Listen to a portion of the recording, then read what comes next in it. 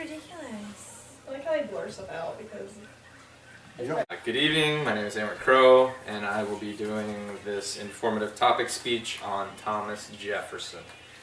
Thomas Jefferson was most widely known as our third president and his vast political career. However, there were many other things that contributed to the person that was Thomas Jefferson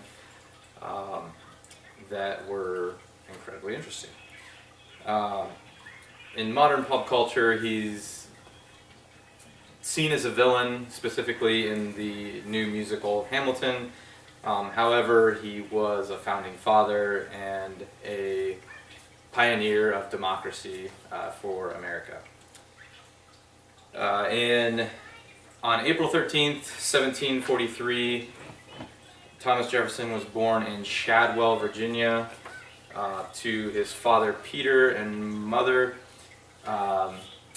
Jane, who lived modestly and lived honest lives. However, they were very wealthy. They owned a lot of land and plantations. They owned slaves, so they lived humbly and they lived good lives, but they were still very rich. As a young student, Thomas Jefferson showed great passion for things such as language and mathematics, and even metaphysics. However, his work with languages and his study of Miltonic works really set himself up for what would become his political career. He mainly studied Greek, Latin, and French. However, he did also study some exotic languages like Arabic and Farsi. However, he didn't delve deep like he did with Greek, Latin, and French into those languages. Then at the age of 16, he started attending the College of William and Mary in Williamsburg, Virginia. There he studied languages as well as mathematics, which led him to a literature course in the works and poems of John Milton, and it was there that he really gained a passion for the religious teachings that John Milton wrote in things such as Paradise Lost and Areopagitica. After his parents had passed away, he inherited a great amount of land, 5,000 acres, and on this plantation he held approximately 600 slaves over the time that he was there.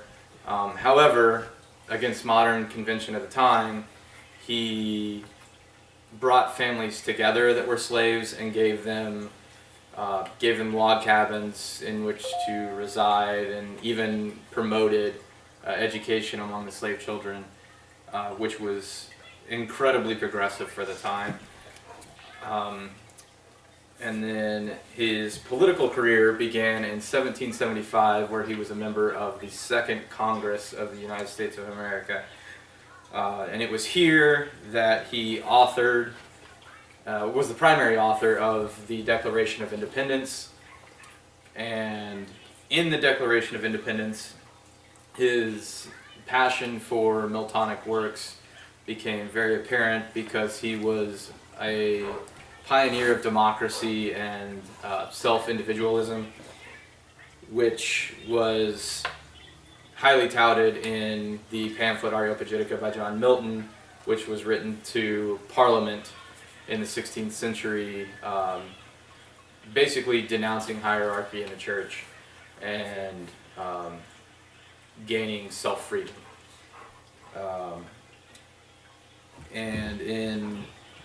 It was in Paradise Lost that Thomas Jefferson really discovered his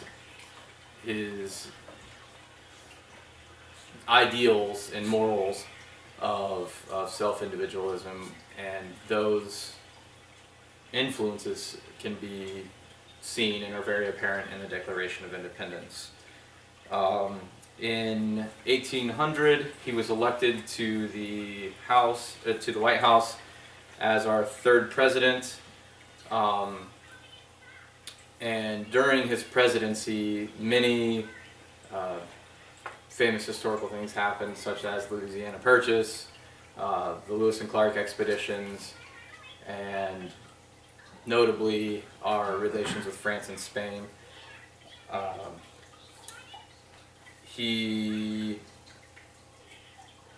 During his presidency, he was a voice of gender and race equality for the time. In today's modern society, it would not be considered equality. However, at the time, it was very much equality. Of all these great things that Thomas Jefferson had done, he was also known to have held multiple mistresses, which were mostly and most notably his slaves, which at the time was seen as incredibly taboo, and had he been found out at the time and not through historical reference, he probably would have been prosecuted. After his presidency, Thomas Jefferson moved back to Virginia, where he built his famous house, Monticello, which remained his home through his death. In 1819, he founded the University of Virginia, which was meant to separate education from religion so that students could focus on self-awareness and individualism, and became one of the top universities in the country. And his death happened on July 4th, 1826, which was incredibly ironic because it was on the 51st anniversary of the Declaration of Independence, which he had written. Although Thomas Jefferson wasn't perfect, he contributed to the American attitude and our modern democracy. Thank you.